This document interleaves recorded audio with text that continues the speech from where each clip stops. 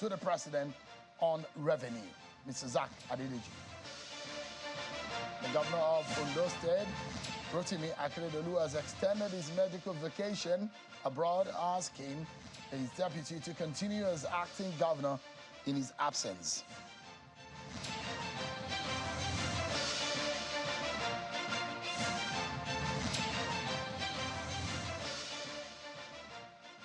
Hello, everyone. Welcome to the program. This is Politics Today, live on Channels Television. I'm Sean Kimaloe in Abuja. Let's tell you that the governor of Ondo State is now back to the country. He's gone on medical vacation, and he's now extended the time period that he will be away. The governor forwarded a letter of extension of his medical leave to the State House of Assembly. In the notice, it came after his doctors advised him on the need to take adequate rest after recuperating. Receiving the letter on behalf of all the lawmakers today, the Speaker of the Ondo State House of Assembly, Honorable Olamide Oladiji, says that Akeredolu's action was in line with Section 190 of the Constitution of the Federal Republic of Nigeria as amended. And according to the letter, Akeredolu's deputy, Mr. Lucky Ayedatiwa, would continue to act as governor until there is a written declaration to the contrary. Akeredolu had, in a letter dated the 5th of June 2023, earlier informed the House of his decision to proceed on medical vacation and was expected to resume on the 6th of July 2023. A few more stories before we get into the Tinubu agenda for Nigeria. The question I will be asking, what is the need for Nigerians? What is the global picture? What is a bigger picture of what Tinubu is doing? It set up the team to look into the issue of taxation led by a tax partner at the PwC, Mr. Taiwo Oyedele, who incidentally came on the program a day after he was appointed by the presidency. Tonight we'll be getting from the right-hand man of the presidency, who is advising the president on the issue of revenue. Mr. Zach Adedeji is our guest tonight on the program. I'll be getting a whole lot of information from the presidency on what the plan is on revenue. Don't forget, the Buhari government says what we have is a revenue problem. But is it the same thing that the Tinubu government is saying? Do we have a revenue problem? The DMO has also warned. You remember what the DMO say, the Debt Management Office, about our debt burden and what we need to be doing. We'll be discussing all of this tonight, everyone. So stick around with me. Let's check out your political roundup stories.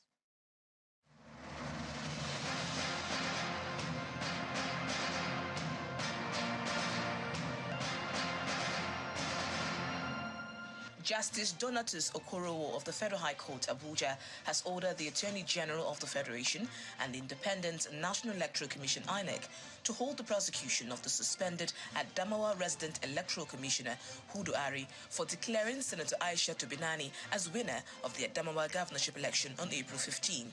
Justice Okorowo gave the order following an expert application brought by the counsel to Aisha Binani, Mike Andoka.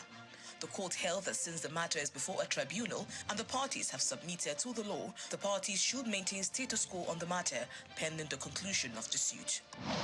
Taraba State Governor Agbo Kefas is asking members of the People's Democratic Party to investigate the conflicting claims of leadership and prefer a solution within 2 weeks.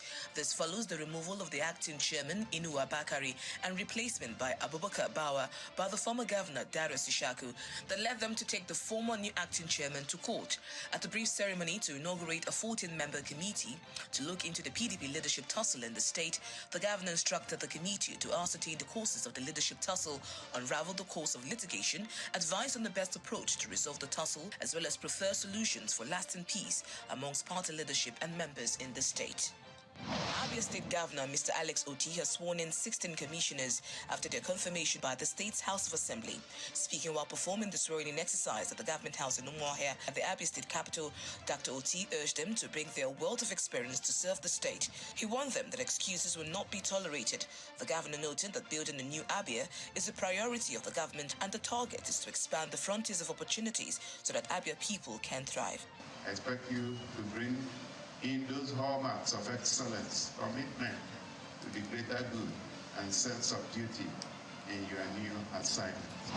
As part of efforts to ensure true separation of powers, some members of the House of Representatives have thrown their weight behind the announcement of principal officers of the 10th National Assembly. Addressing the news conference in Abuja, the Deputy Chairman, House Ad Hoc Committee on Media and Publicity, Representative Ikenga Ugochinyere, called for true separation of powers and legislative independence. He asked leaders of the ruling All Progressives Congress not to interfere in the affairs of the National Assembly. Representative Ugochinyere noted that the powers to elect or select principal officers of the National Assembly rests squarely with members of the National Assembly, and any attempt to interfere amounts to disrespect.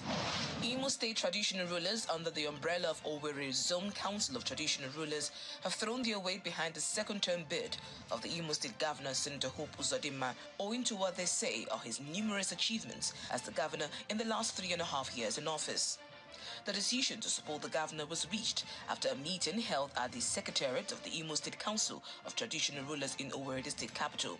We are going to go into air to let all our sons and daughters that are coming out for governorship to step down for Governor Hope to go ahead.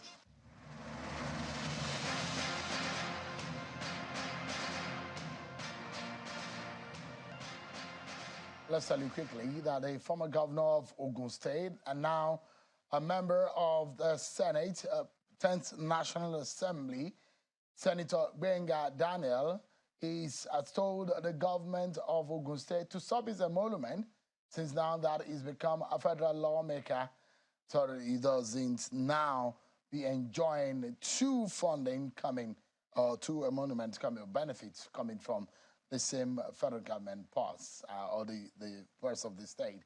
There was a press conference he addressed today in Lagos.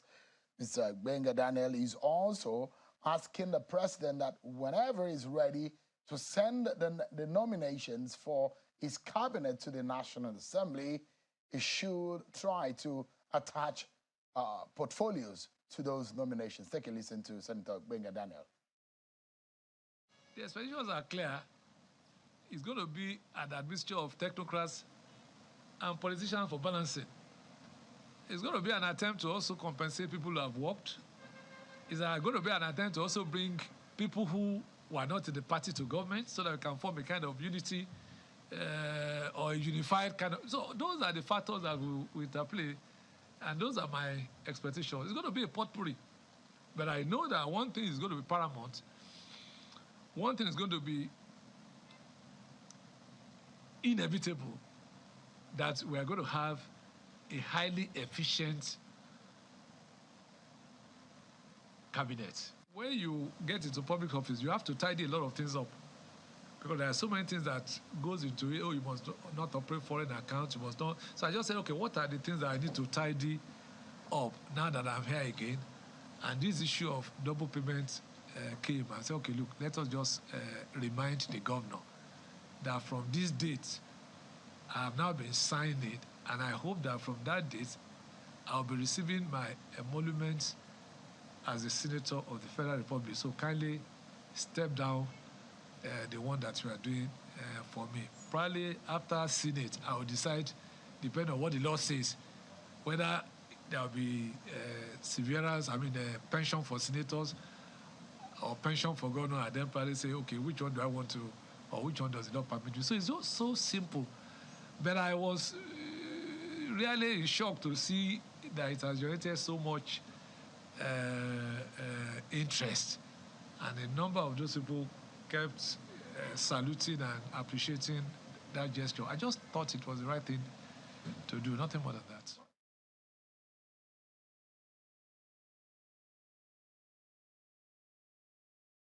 Senator Benga Daniel, a former governor of Ogun State. Well, what is happening in Kogi State also gets our attention. You heard what happened for those who are following the governorship election and the processes leading up to then. The SDP has been accusing the ruling party, the APC, in the state of fomenting violence and, in fact, committing allegations of arson on his party's headquarters in Lokoja. The governorship candidate over the weekend had also laid some allegations, which the state government today has held a press conference and has been reacting to. Take a listen to the Commissioner for Communications in Kogi State, Kingsley Fanwo. The question you need to ask the SDP fans of the late Kabir Bala is, what is their interest in the criminal enterprise of the late crime lord? Was there a pact between them and the late notorious leader to assassinate members of other parties?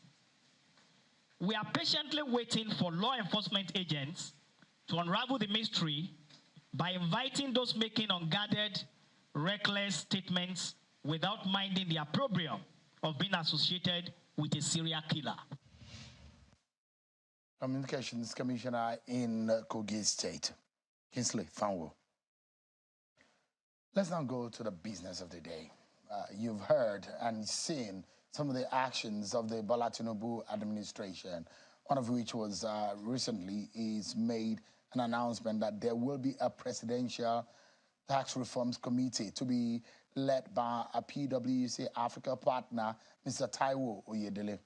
And that committee has a brief. They have a mandate. What is this mandate all about? Well, how do they expect to turn things around? They're supposed to come out with a report on the tax regime in Nigeria. What are the problems? What are the challenges? What should they be doing? Don't forget, there was a government, last government, who says revenue is a major problem. But this government seems to have paid attention now to the issue of taxation. What are they saying that we are not saying? So now we'll be getting some explanation.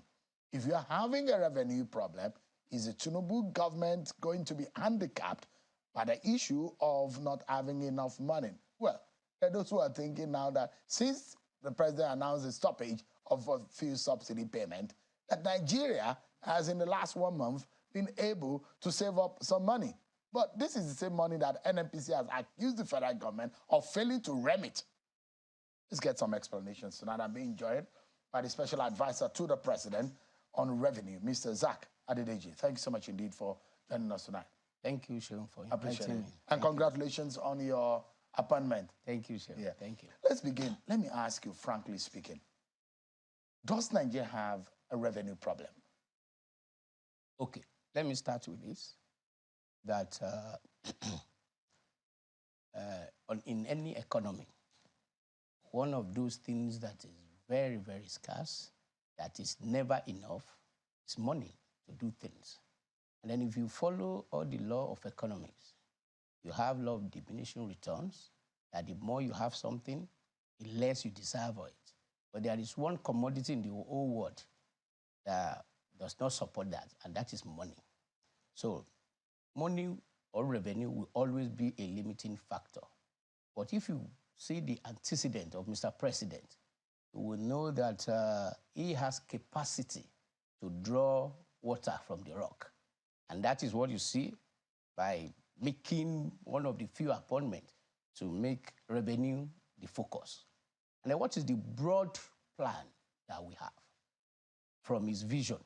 So you are the man that, you are the rainmaker, the one that is appointed to fix that problem.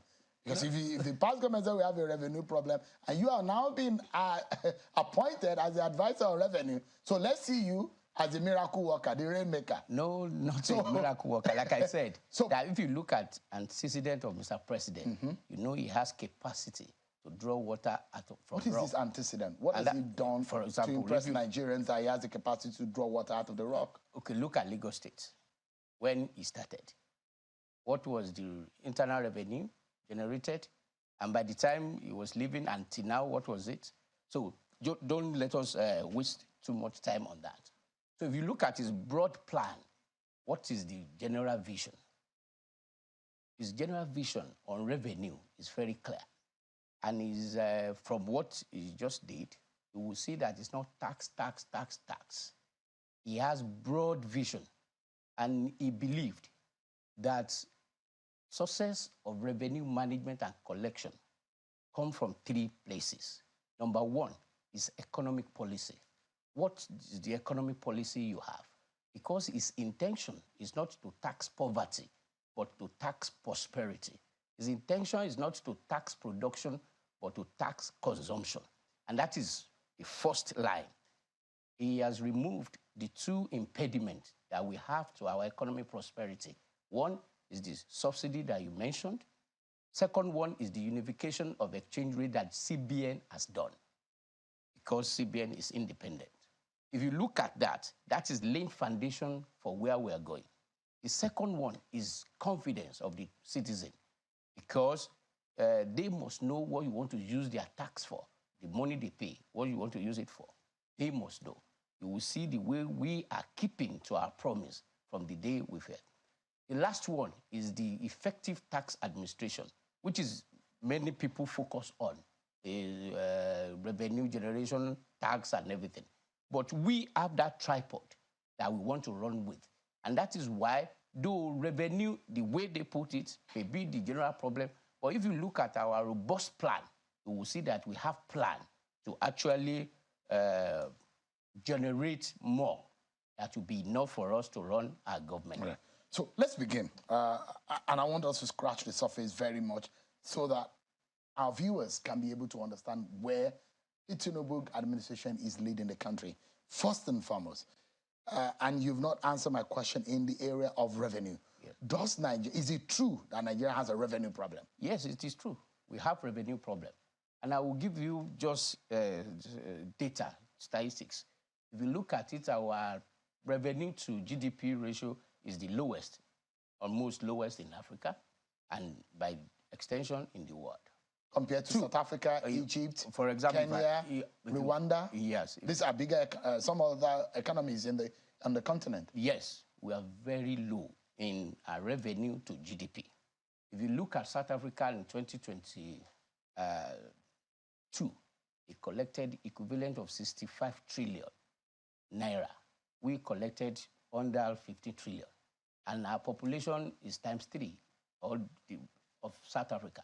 Does the population matter in terms of... Of course, it matters. We will get there as we go on. It matters. So we have revenue. If you look at our debt to revenue, you will see it's a major problem. If you look at the last report, roughly 90% of all our revenue we use to service debt. So we have revenue problem. But that would not deter us from what we want to do. Because so does the Tinubu government see, or administration see, a revenue problem? Or they're seeing it in another perspective? No, we are seeing it, for example, we know, and then this is the promise we give Nigeria. So we are not the one to do it in the past. We know the task ahead of us, and we are well prepared to face it and actually to renew the hope of Nigeria. And that is what you've seen in the laid-down plan that you see us reeling out since our assumption of office. As a man who understands the numbers, a lot of people say economists and experts in that area, when there are problems, they see solutions. Yes. And they see money. Yes. Where there are problems, they see money. So give us an understanding, are you seeing money in where the past government says there is a revenue problem? No, and just to clarify, I don't want reference to the past government. We are one government. Government is continuum. So it's not about past government. They have the time, they've done their own, and we are here to do our own now. So if you look at our own strategic plan that we have, so we've identified multiple taxes as one of the problems, multiple revenue generation agency and collection, one of the problems, lack of data, lack of technology, all these we've identified as a major problem that confronts our ability to actually generate what we need.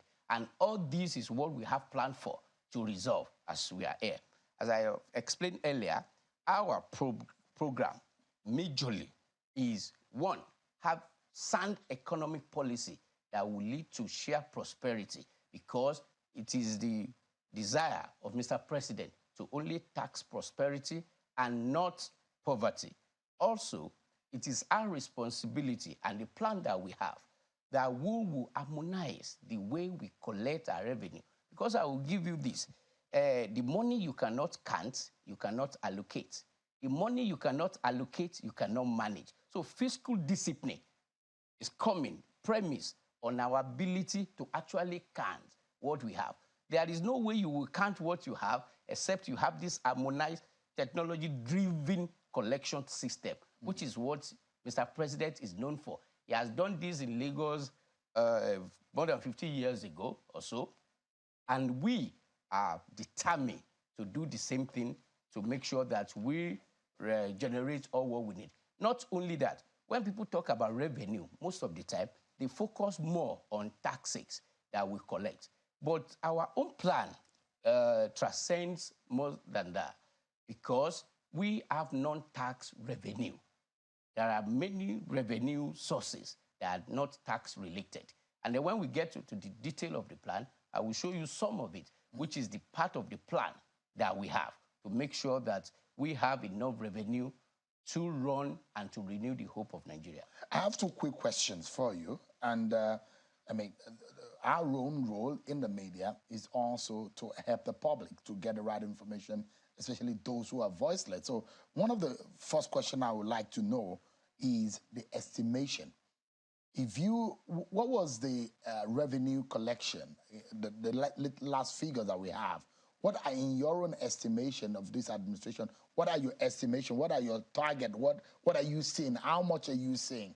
Okay, let me explain and tell you our plan. Today, we collect under 15 trillion naira as a total revenue from annually. From all of the agencies. And we have agencies like NMASA, customs, immigration, all of them. All of them. That is what we have today. But our plan between now and the next 3 years is to double that revenue without increasing taxes and without bringing additional taxes to the board. So it's just those who are in the tax net our now. Collection. No, that's what I'm saying. We just want to deepen our collection system. And that is what we want to do. We just want to simplify it, introduce data and technology, and drive the revenue.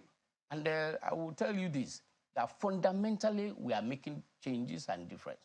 If you look at the committee that we've set up, one of the key mandates we've given to them is to check our laws, because part of the promise of Mr. President is to rule the country through rule of law.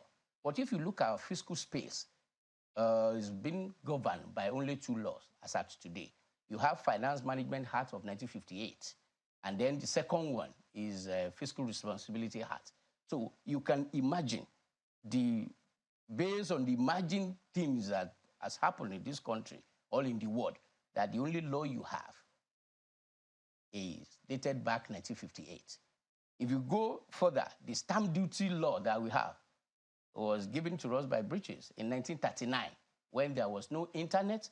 And today, if you look at it, digital economy is roughly 17% of the total global economy. We don't have any law to tax it. So all these things is what we need to do. By the time we make all these changes, you will see that reaching our target will be doable. So you're looking at raising it, doubling the tax collection figures from about 15 trillion to about 30 trillion. Yes. That is going to happen possibly not by the end of this year. You're looking by end of next year. No, that's what I'm saying. Yeah. Okay. Yeah. So I'm asking for when it will take effect. No, it's not about when it will it be immediate. Don't forget. If you follow my analysis, I explained to you the sources in tax collection based or premise on economic policy of the country, based on the prosperity of the company, because tax is on profit, not on losses.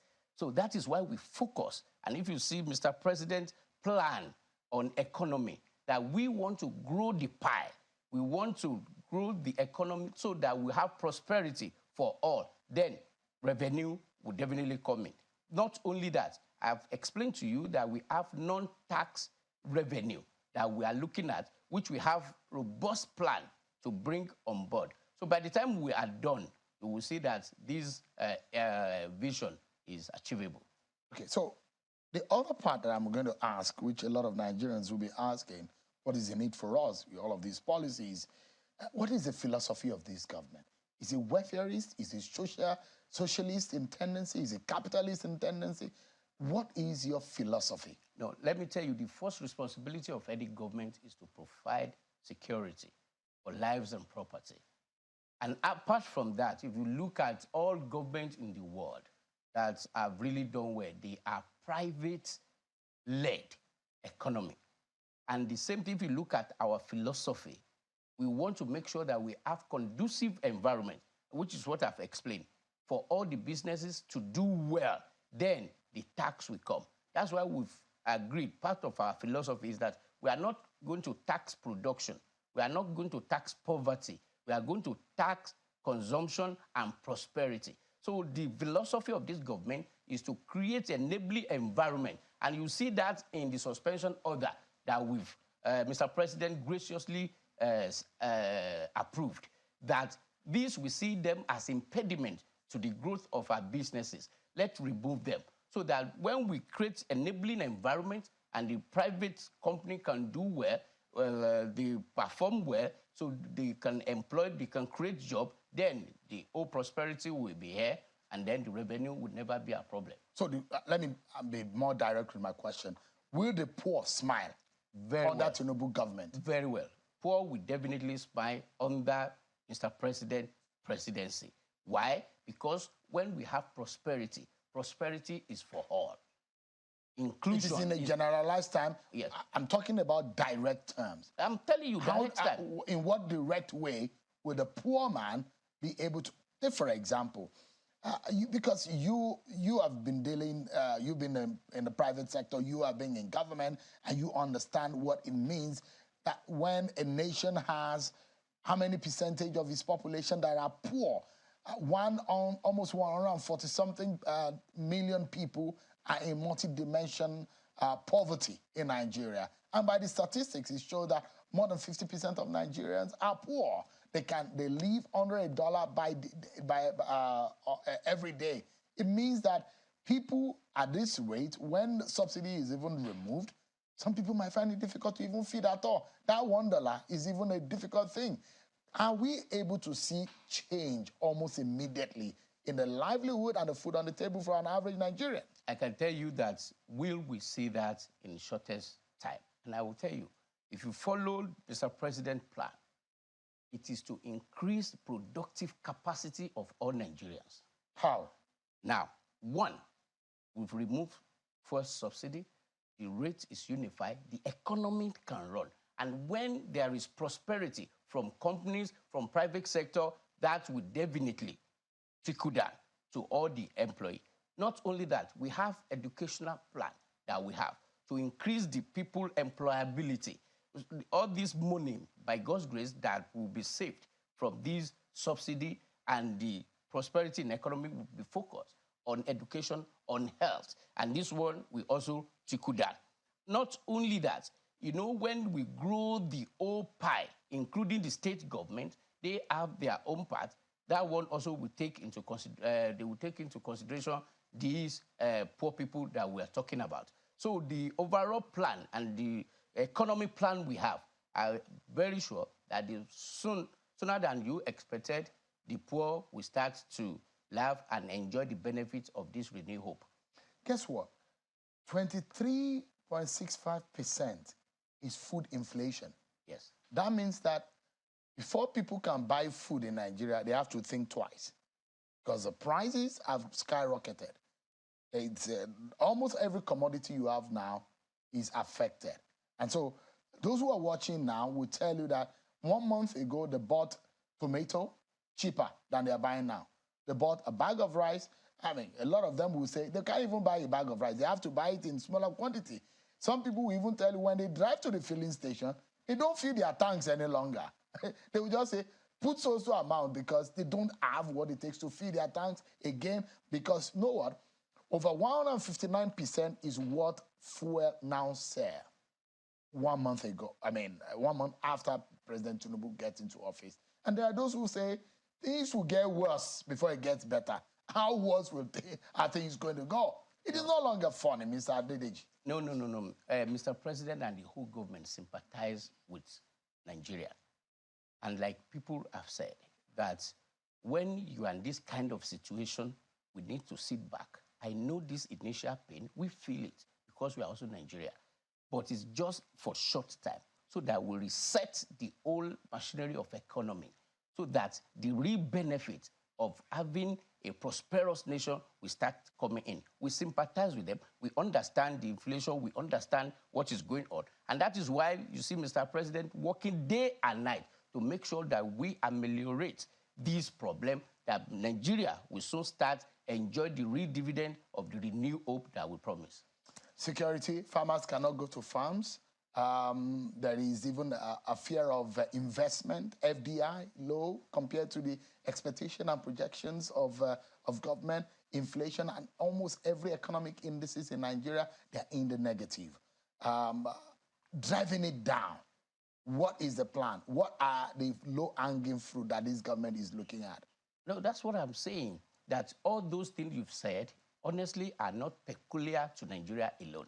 This is what you see as a global trend. But we are aware of all these things before we contest, before we campaign on renewed hope. Or renew hope. We understand. And I'm telling you that we have the capacity within the team to resolve this problem in shortest time. All this we are aware of, and that is why we are working day and night to make sure that the suffering of Nigeria come to an end in shortest period. Let's take a breather, Mr. Adedeji.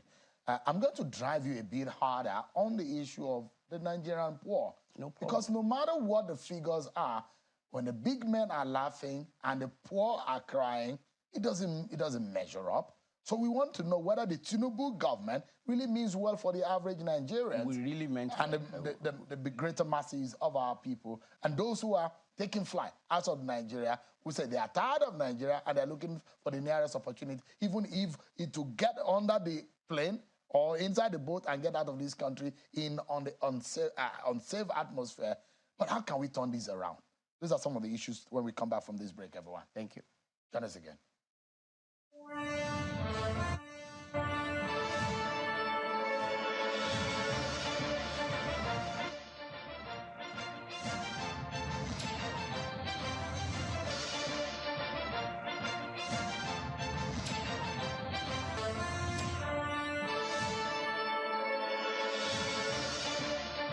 Thank you so much, everyone, for staying with us on the program. We've been speaking with the special advisor to President Tinubu on revenue, Mr. Zach Adedeji. Thank you so much indeed for your time. Thank you. Let's turn our attention to the issue of taxation and tax reforms.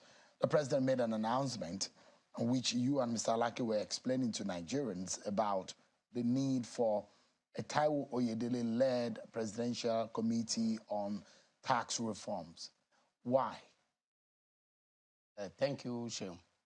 One of the major reasons is that Mr. President, in his wisdom, recognized the importance of having a good fiscal policy in driving the economic prosperity in the nation.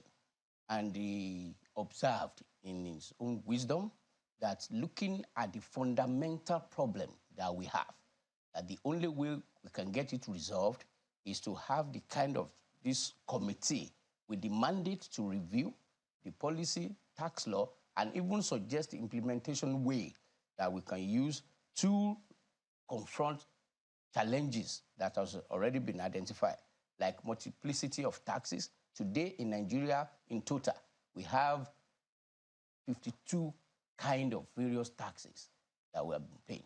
And then the analysis has been done that less than 10%, the 10 out of those 52 actually accounted for 92% of the total revenue.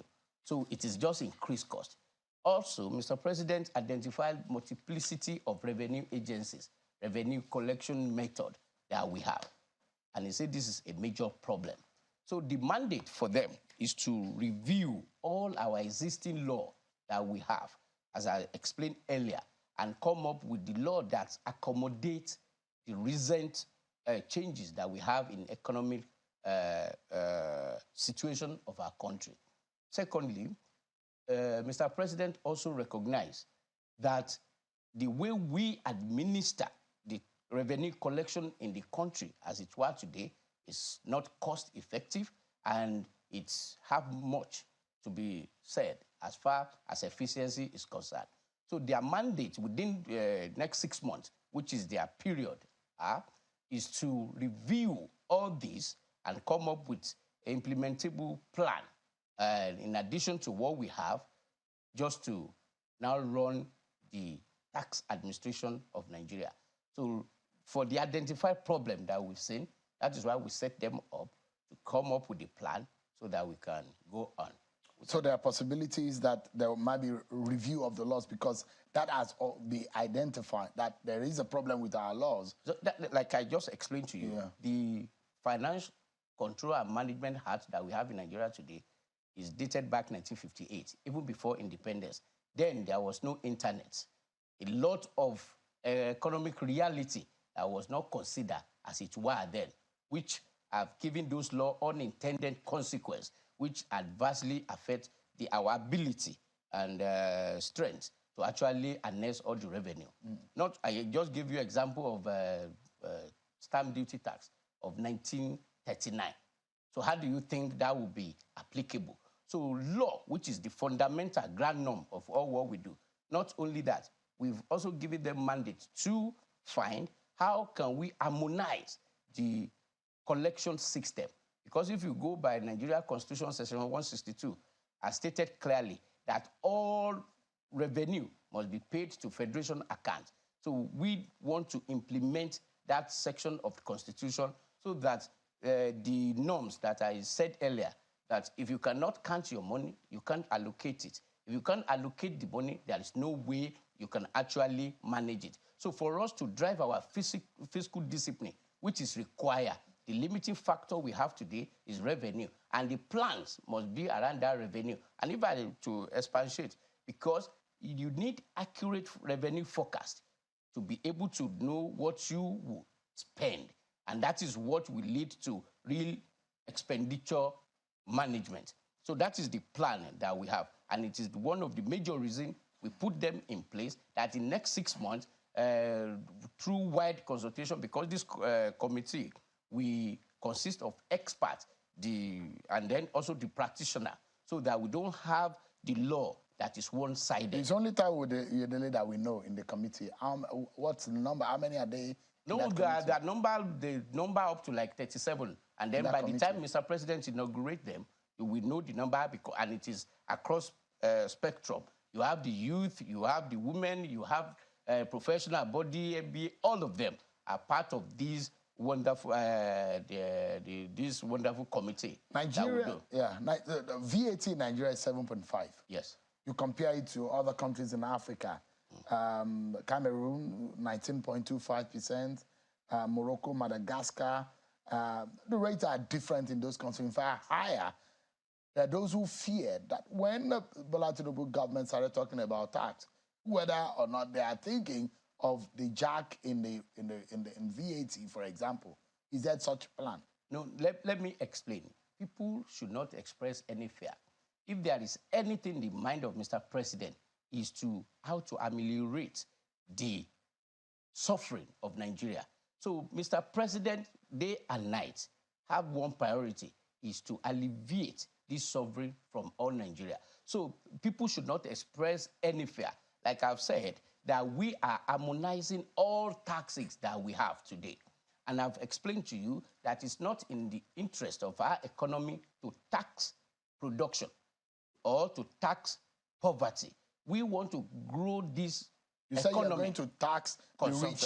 No, I'm not saying rich. I'm saying we are going to tax consumption. In what way? And that is what I'm saying. When you have reproduction and people, the man on the street, have the capacity to buy, they have the capacity to engage, they have the capacity to contribute their quota. Whatever they produce, it is what we are going to focus. Our own focus is to make sure, and this is the way we want to grow the revenue, grow the capacity of that single man on the street. So when you say harmonization of the revenue capacity that we have, are you putting all the revenue agencies under one roof, or what's the plan? No, that is not what we are saying. For example, the law is very clear as to how to collect revenue.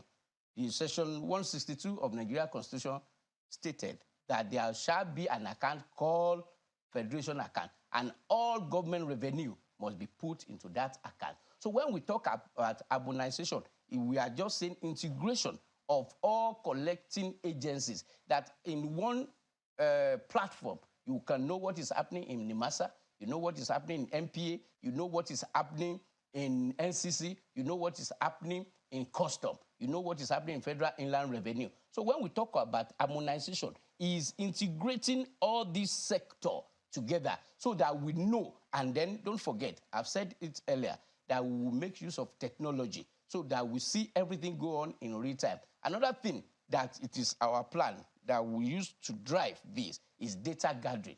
And that is why we are proposing, which is what we have now, that the major single identification number that law or Nigeria Constitution has allowed all Nigeria to have, which is NIN, become the primary source of identification for all transactions in Nigeria. Through that, we will be able to plan well, the security will be well improved, and then when everything... Just like you have in some other climes in the US with your social security number in God the bless UK. you. But I mean, which of the templates are you using? No, we are not using any template. The Nigeria Constitution has given us our own template. The law stated that anybody above age of 16 within 90 days of achieving that age must have NIN, which is wonderful. So we don't need to copy any other nation, and that becomes the primary source. So it's going to be difficult for anybody to hide now. No, we believe Nigeria are honest. Nobody is going to hide. So that is why we are enlightening our people. Will the tax reforms discourage importation? No. For example, we have economic plan, and there is trade and investment plan that we have. So the tax will always support that kind of economic plan that government has. So local production is going to be encouraged. Is that very the plan? well? Very well. Which aspect of our economy are you looking at boosting, helping? Is there those who say government are buying vehicles, but there is Innocent, there is all other companies here and there. Honestly, is the government thinking in that line? No, honestly, this is what I want to tell you. We have robust economic plan, and I'm just pleading with Nigeria that they should just give us little time.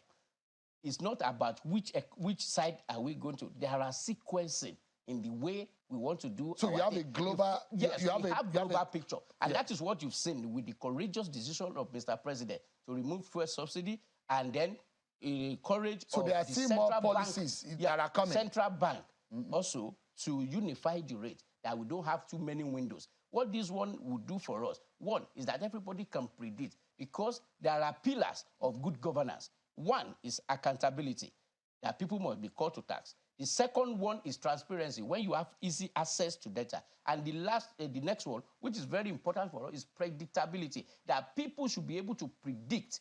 And this is done by clear law, which is uniformly enforced. Yeah. And that is what you see that Mr. President has done, that the distortion we have in our economy has been removed. And now we just begin to see the windfall, which I know will be shared prosperity for all Nigeria. Let me quickly get one or two questions before we close. FIRS and Customs collected about 12 trillion, which you make reference to in the year 2022. But in that same year, NIETI reveals that 4 federal government agencies, NNPC, FIRS, DPR, NUPRC, and 28.02 trillion between 2017 and 2019. In some of the documents that you have put forward, these agencies of government who are revenue-generating agencies, are you able to capture their real revenue generation? And that is what we are saying. When we talk about harmonization of all these revenue-collecting agencies, they've done their best, they are doing their best, but you know, when we begin to apply technology and data, everything will change. And that is what we are saying, that going forward, and by the special grace of Almighty God, with the kind permission of Mr. President, which he has given to us, is to harmonize all these revenue-collecting agencies. I say harmonize, integrate. We are not collapsing. NNPC will be NNPC because they are limited. Federal Land Revenue will be, Custom will be. But the collection of all revenue will be technologically driven by data. So everything will be, because where you see problem in what you just explained is the application of law. which I've told you that we need to improve. Because if you look at why they could do that, there seems to be government within government, is because of the law. Because there is no real law that actually specify what they should do, which is what, by God's grace, in the next 6 months, we will improve, that we'll be able to harmonize. And Mr. President's message is very clear, that I'm not going to tax poverty, I'm not going to tax production, I'm going to focus on prosperity, I'm going to focus on consumption, and also I will grow this economy that will give each and every one of us opportunity to do well to the fullest of our potential. This is my final question, and we just have about 60 seconds to go. In all of the plans of President Bola Tinubu, what is the main agenda? And perhaps if you can just also anchor to tell us what is the low-hanging fruit, the immediate that we should be seeing. No, that's what I'm saying. The main agenda of Mr. President is to renew Nigeria hope, is to make life more abundant for them. And that is what you see from courageous decision, because no matter the plan we have, what will have hampered our ability to live to that potential is this issue of subsidy, which courageously he has removed. Now, this has unlocked a lot of opportunities for us. Would you be looking into borrowing more money immediately? No. That one will depend on our overall plan. But let me tell you, there is no country in the world that has developed based on the savings of another person's citizen, another country's citizen. That is why we focus on regenerate our revenue capacity, which tax revenue and non-tax revenue, which has to do with our title, land title. How is that done? Land administration, how is that done? And don't forget, because when we mention land, people talk about state. Nigeria is one. If subnational is doing well, there won't be pressure on the national. And that is the focus. So Mr. President is focused, is aware of enormity of the task, and honestly, the capacities within the team to make sure Nigeria live in shortest time. Thank you. Zach Adedeji, I wish you and the team the very best. Nigerians' expectation, the expectation of Nigerians are very high. They will not be disappointed. We wish you the very best. Thank you very much. In the interest of Nigerians. Thank you so much. Thank you. Special Advisor to the President on Revenue, Zach Adedeji. Well, that's how we anchor on the program tonight. But let me let you know, there's one political party that is pleading with President Bola Tinubu that he should make 60% of his cabinet youth. There is a letter from the national chairman of the YPP to the president, asking him, requesting a 60% youth inclusion in his government. I hope that proposal will be accepted with the president. Thank you so much, everyone, for watching. That's our show for tonight. I appreciate your time tonight. Bye for now, everyone.